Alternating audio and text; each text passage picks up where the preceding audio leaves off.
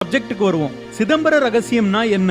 சிதம்பரம் நடராஜர் சிலை, கோவில் அமைந்த விதம், அப்புறம் அங்க நடக்கிற வழிபாடு, இந்த மூணும் தான் சிதம்பர ரகசியமா காலங்காலமா போற்றப்படுது.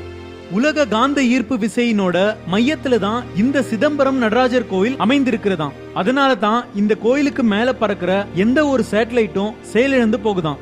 அது மட்டும் இல்லாம சைவ சமய அன்பர்களான பஞ்சபூத சிவஸ்தலங்கள்னு போற்றப்படுற காயஹஸ்தி, காஞ்சிபுரம், திருவானைக்கால், திருவண்ணாமலை, சிதம்பரம் இப்படி 5ம் புவியியல் நிலையில ஒரே நேர்கோட்ல கட்டுப்பட்டு இருக்குங்க. அறிவியல் சாதனங்கள் நிறைய பயன்படுத்தப்படாம 5000 வருடங்களுக்கு முன்னாடி இந்த 5 கோயிலையும் எப்படி கட்டினாங்கன்றது இன்னும் விசித்திரமா தாங்க இருக்கு. துல்லியமா சொல்லணும்னா மனித உடல் அமைப்புல சிதம்பர நடராஜர் கோயில் அமைந்திருக்கு. நம்ம உடம்புல 9 ஓட்டைகள் இருக்கிற மாதிரி இந்த கோவில்லையும் 9 வாசல்கள் இருக்குங்க. நடராஜர் சன்னதி மனிதனோட இதயத்தை வெளிப்படுத்துற விதமா அமைந்திருக்கு.